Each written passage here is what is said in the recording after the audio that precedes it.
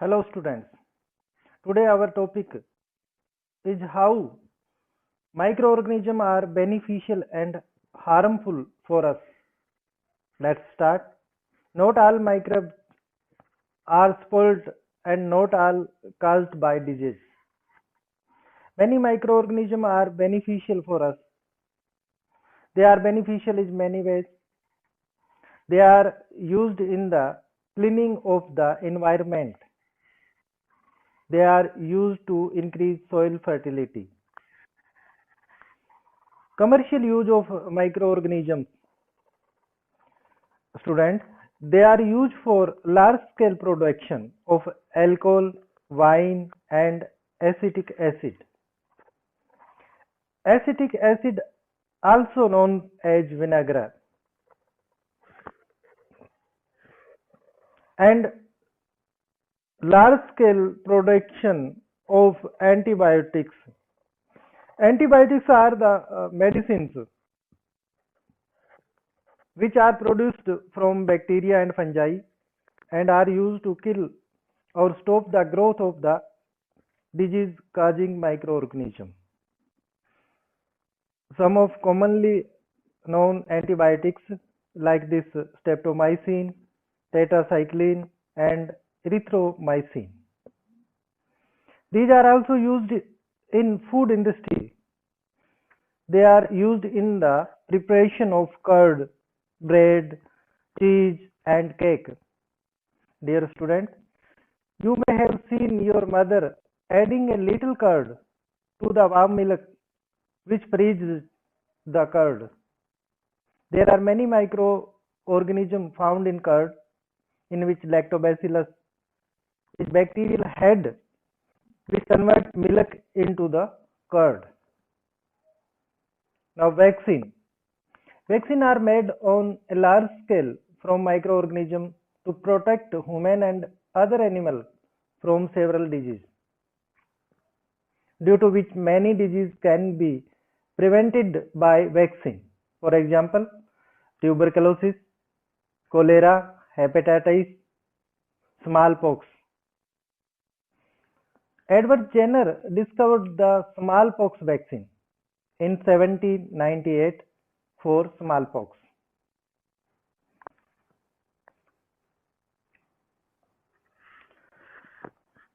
Now we discuss about harmful microorganisms, but first we learn about disease.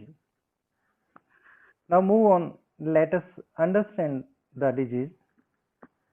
So I have already told you that microorganism can be cause disease also.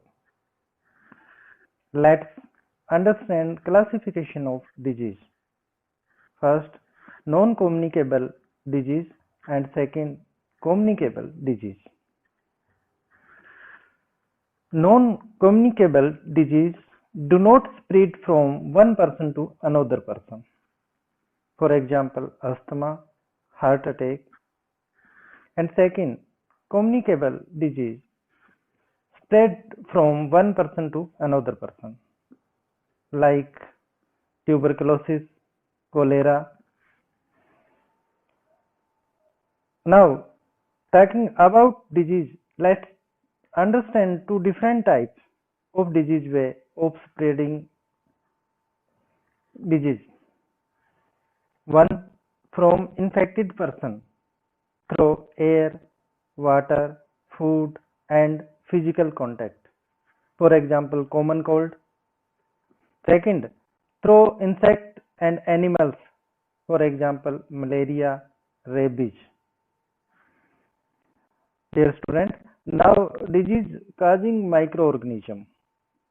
In animal, anthrax from bacteria, foot and mouth disease from virus, and ringworm from fungi. In plant, citrus canker from bacteria, rust of wheat from fungi, yellow mosaic from virus.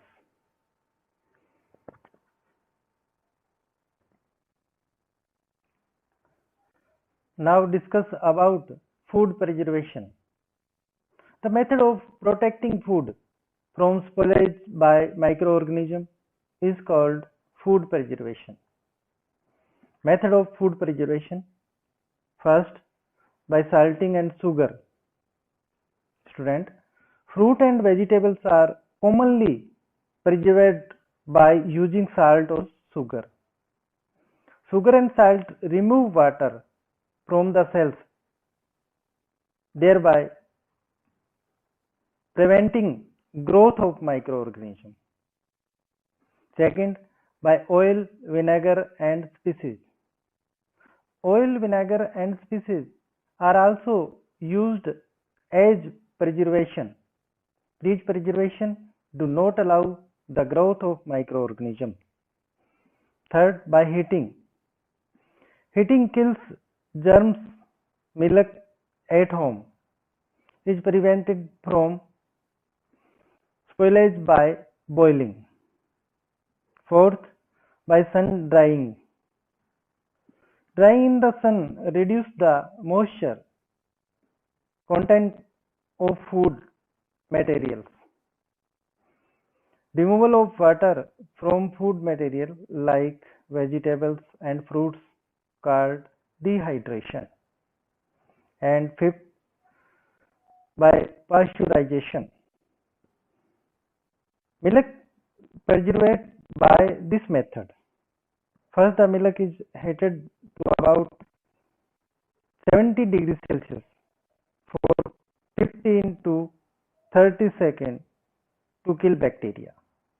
Next, it is cooled very fast to prevent bacteria from growing. It is finally stored at low temperature. This method of preservation is called pasteurization. This process was discovered by Louis Pasteur.